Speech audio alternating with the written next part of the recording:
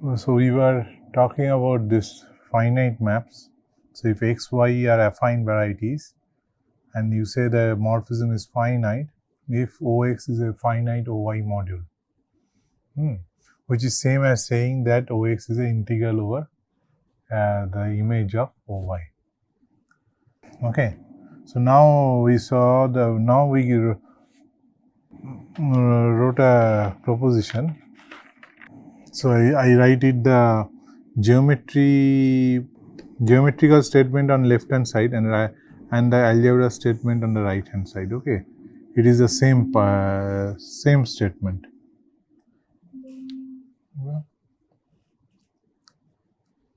So proposition.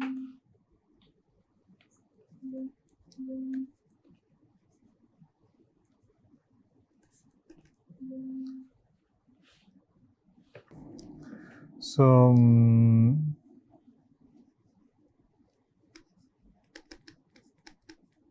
x to y is finite.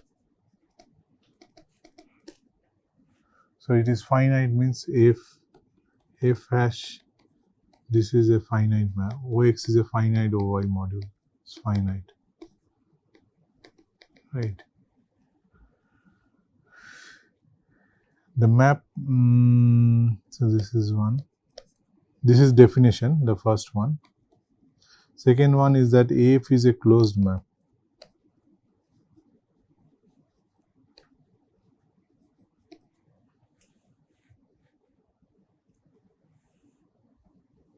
That is if I take some z sub of x, you can take z is irreducible also without loss of generality.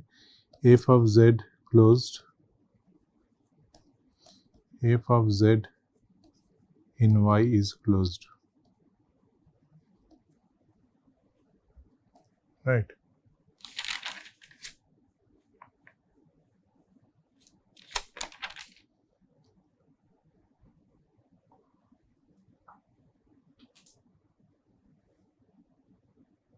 So what is the corresponding statement? Corresponding statement is that if I take Q is a prime ideal, say this is your R, this is your S, okay, for simplicity. Q is a prime ideal in S, is a prime ideal.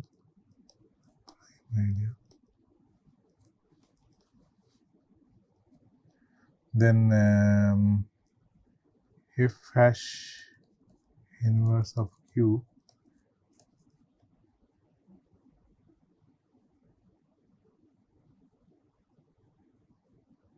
is a prime ideal. So or maximal ideal. If one is maximal ideal, you know it's a prime ideal, it is always true. So let's write maximal ideal. Contraction of prime ideal is always a prime ideal, but contraction of maximal ideal is not a maximal ideal.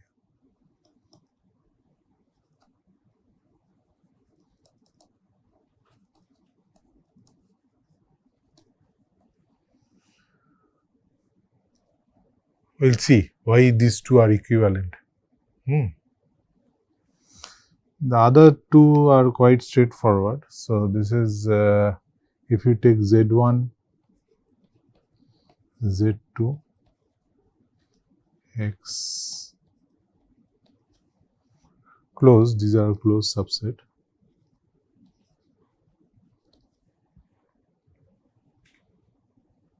And then if Z1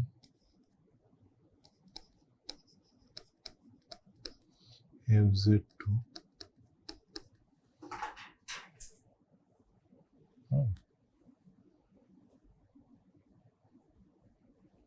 So this is the counter, the corresponding commutative algebra statement is that this is Q1,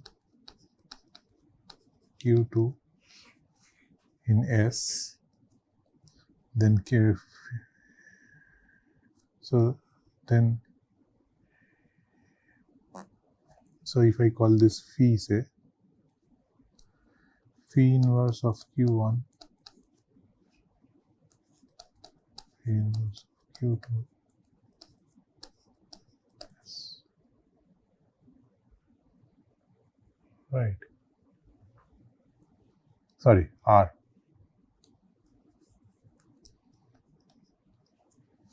And the fourth is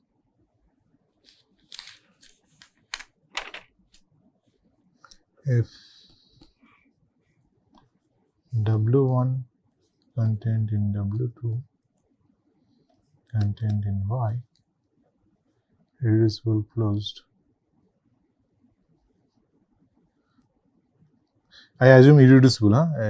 Let's assume irreducible because we are talking about prime ideal here. So this is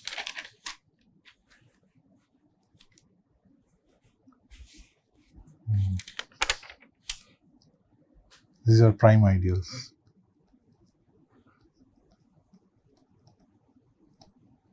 Q1, these are Q1, Q2 are prime ideals.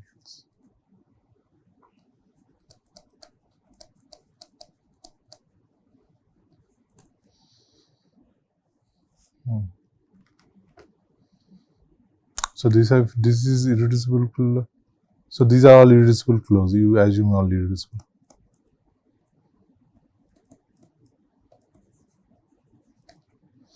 So this is the counterpart of is this. Oh, okay. Let me complete this. If W1 and Z2 is in X, irreducible closed, such that f of Z2 equal to W2,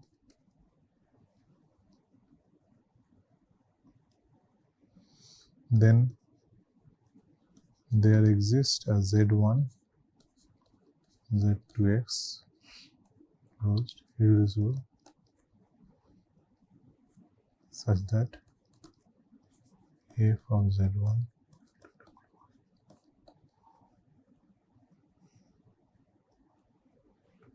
and the corresponding commutative algebra statement is that if you take some P1, P2 in spec R, prime ideals,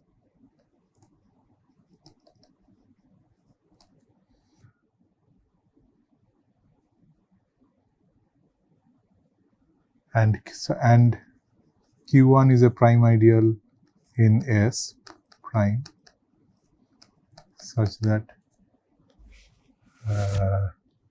Q1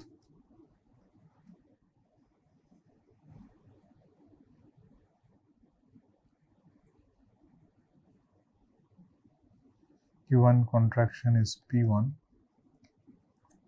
then there exists Q1 contained in Q2 such that Q2 contraction is prime.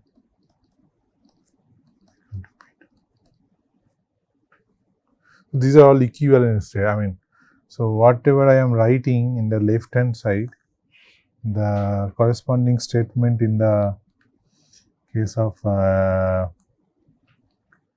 algebra part is this. So integral extension has this property. So we know the 1, 2, 3, 4. So if I call it 1 prime, 2 prime, 3 prime, 4 prime. So 1 and 1 prime, 2 and 2 prime. 1 and 1 prime is definition. 2 and 2 prime, I'll do the 2 is same as 2 prime. 3 and 4 are almost same. There is nothing.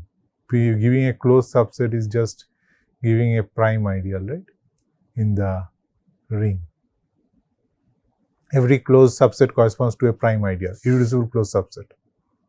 So they are same. So you can check 3 and 4. You check yourself that 3 is same as 3 prime. 4 in this is from definitions. I'll just do 2 and 2 prime are same. I'll show this. Okay.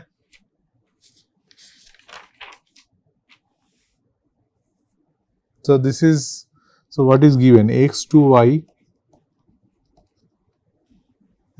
finite. So you have this OY and OX. This is a finite module.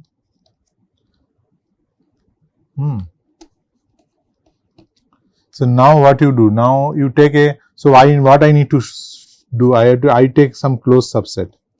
So let's say Z equal to some V of, say, take prime idea. You can take irreducible closed subset. Because after all, every closed subset is union of irreducible one. If I prove that every irreducible closed subset goes to, it has to go to irreducible one. And if it is closed, then union of finitely many will. So without loss of generality, you can assume that they are all given by prime ideals. Right. So they are irreducible. So this is a irreducible closed subset.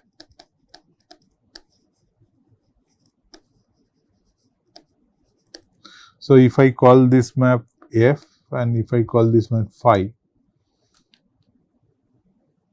right.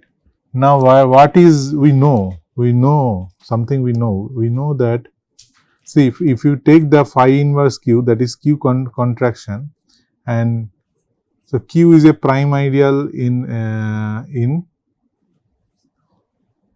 OX, right? Ring of regular functions on X.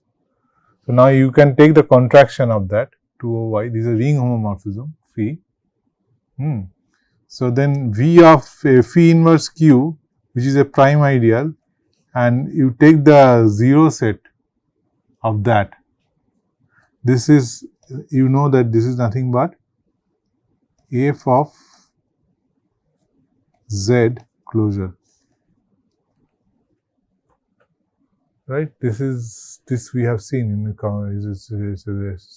so this is if you just check this is true, because this is a closed subset and this is the smallest closed subset containing F of Z. So that will say that F of Z closure is this. So if you have not, so this is Atiyah-McDonald exercise, first chapter. For proof, you see Atiyah-McDonald chapter 1, if you have not seen.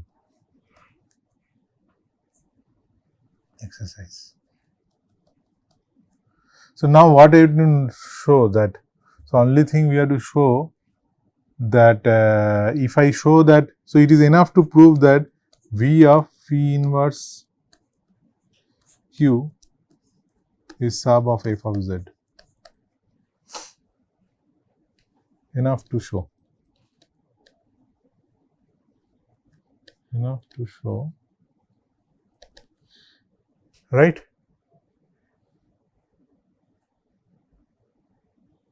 If I prove this is enough. Then that will say this is a closed subset. And we know that, and this closed, that will say that V of, right? Because other equality Fz is always inside Fz bar. So enough to show this. So suppose you take a maximal ideal M, say a point will, suppose you take a point in X, right? X in here. So that will corresponds to some maximal ideal. So let's call that maximal ideal Mx. And this maximal ideal will contain phi inverse of Q. Right? Now, if you know that if B is integral over A, or so now what you do, you consider this OY over phi inverse of Q and OX by Q. Now this is an inclusion, right? This is also integral. By quotienting, we have done this exercise in integral extension. If A to B, if B is integral over A, then if I take some ideal and if I go contract that ideal and go by quotient, it is B by Q is integral over A by Q contraction. So this is integral. Now the ideal, so now what are the ideals here? Ideals here are basically points of this V of phi inverse Q. So Mx corresponds to a maximal ideal here. But every maximal ideal, because this is integral, it comes from ideal from OX, ideal in OX containing Q, maximal ideal in OX containing Q. So by integrality condition,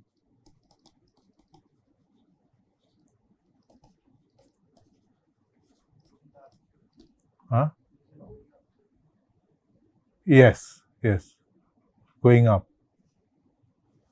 There exists a N contains Q such that N contraction is Mx.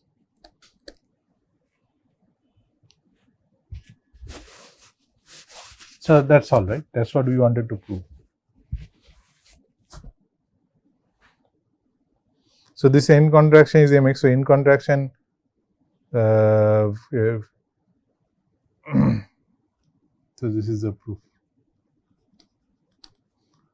And other statements are almost similar. I just see that you just, whatever I have written, you just try to map it. Okay, just use that irreducible closed subset and corresponds to prime ideals.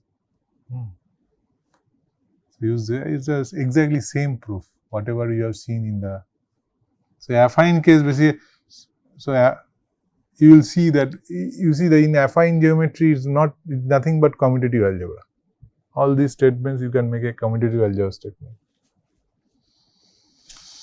Okay, so now you want to generalize this. Okay, as a consequence, okay, as a corollary, if you have a finite map x to y, finite, affine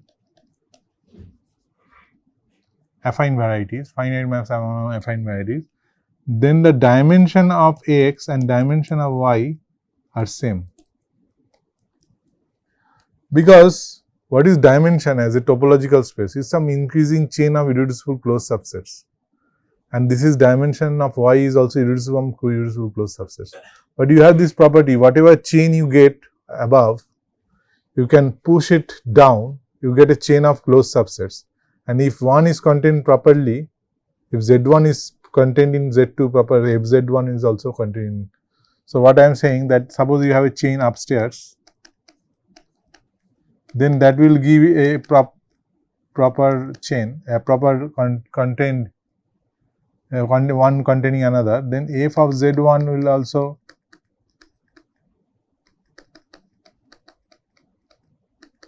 so that will say that the dimension of x is less than equal to dimension of y, because this is because what is dimension is the maximum length of the chain. Now similarly, if you start with a chain in here, you know that if you start with some W1, W2, Wm, then you know there is some Z1, Z2, Zm by going up theorem or going down theorem, one of those. So that says the dimension of y is less than equal to dimension of x. So that will say the dimension x equal to dimension y. Noetherian, so they are finite. So as a corollary, when you have a finite map, so finite map, that means this says a lot. So when you have a morphism between varieties which are of same dimension, you may ask whether they are finite. That's a question.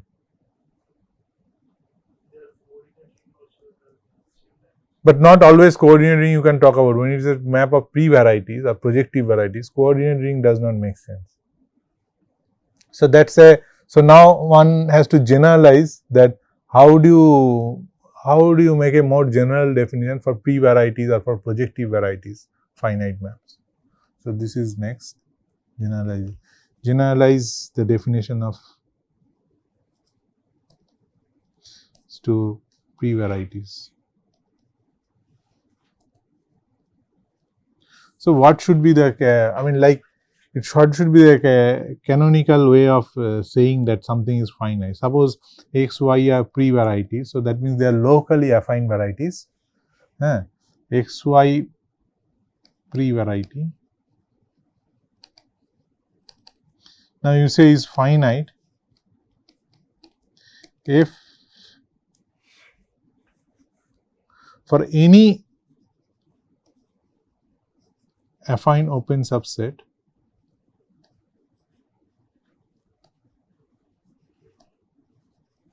u in y, f inverse of u is affine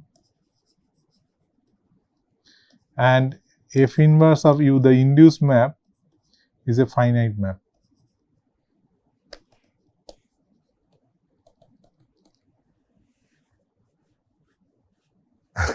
So this is, I mean, it's like a forced definition. You are, because you are saying that for any affine open subset, of course, these y's are covered by affine open subsets. So there are plenty of affine open subsets. But what it says that for any affine open subset of y, f inverse of that affine open subset is affine open subset of x, and the map between f inverse of u to u is finite as map of affine space, affine variety, right? So now this is again a big you have to check with every affine open subset. So, but the nice thing is that if you know for one, you know for all. So this is the philosophy in this subject. If you can do it for one affine cover, then you know it for all. You don't have to check for other. So that is used again and again in when you prove anything on projective variety. Because in projective variety, you have some God-given affine cover, which are by standard affine cover, and you do it for that. Yeah, that's what that is the theorem says, that proposition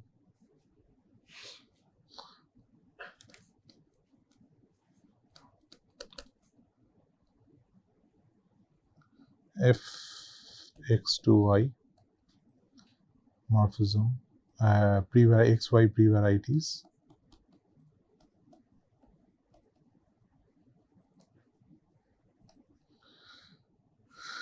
if there exists a cover y, say vi equal to 1 to n, affine cover, affine open cover,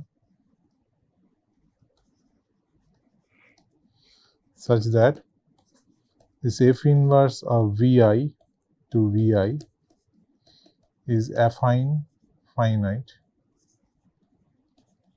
So what does it mean? That f inverse vi is also affine, and this map is a finite map.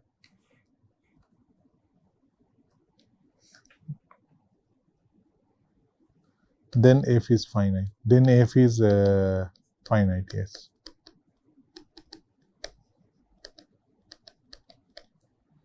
So this is like this is always we use this kind of thing. You define it for all very generally, but essentially it comes down to you find one example where it is, where your definition holds. But this requires proof. Okay, it's not very. I mean, it's a lot of bookkeeping. You have to do a lot of bookkeeping and check. So I leave it as exercise, or maybe in one of the tutorial I will do it. This I leave it as exercise. I will take it as assignment problem. Okay. Many properties, like you see in when you did commutative algebra, this was a common thing, right? Some local properties. If it is true for prime ideal, it is true for maximal ideal. If it is similarly, if you can do it for, so that means if you know for maximal ideal, you know for any prime ideal. Similar, you don't have to check for all prime ideals. So, enough to do it for. So, here also if you do it for only one cover, you know the for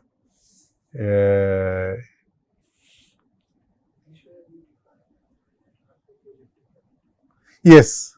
So, in particular, if you take x and y is projective, you define this is a finite map. I mean, once you define for pre-variety, then it is definition works for projective varieties.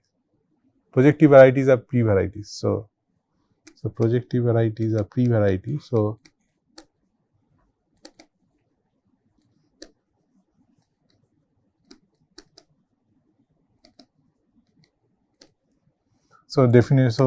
one defines finite maps.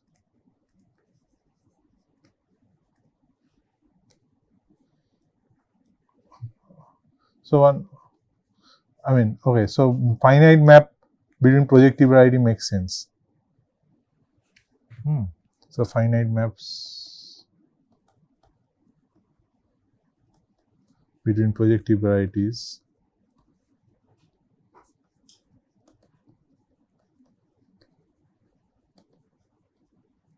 makes sense, right? When you are projective, quasi-projective, whatever, not just projective, you can talk about quasi-projective varieties. Okay, so now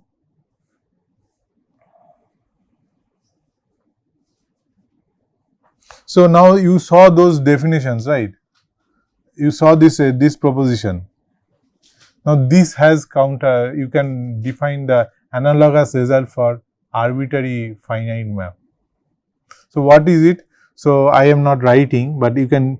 So instead of x and y are fine, if you replace x and y by any pre-variety, then the map is closed.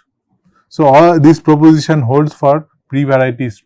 So this x, y in general, you can assume that they are pre-varieties, and this morphism, these are all. So F is a closed map, and all these 3 and 4 condition holds. So if I write proposition star, so this is a proposition star holds for finite maps among pre-varieties. That means it is a closed map. If you start with a chain here, you can go upstairs and you have a chain of closed subsets.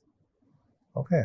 So, and dimension, of course, for same reason, dimension of x and dimension of y should be same for the project. If it is a map of projective variety, finite map between projective varieties, right?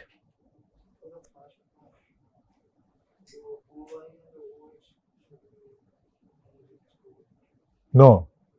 See, there is no OY, there is no OX because they are constants. If you are projective variety, so you have to take the y.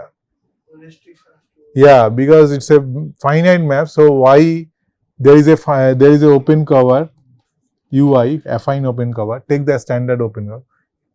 Take the F inverse of ui, that is affine, and then this is map of affine varieties, and that is how you prove.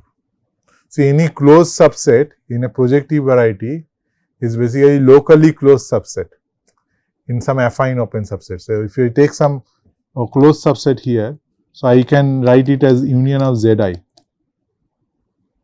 right? Zi is nothing but Z intersection ui.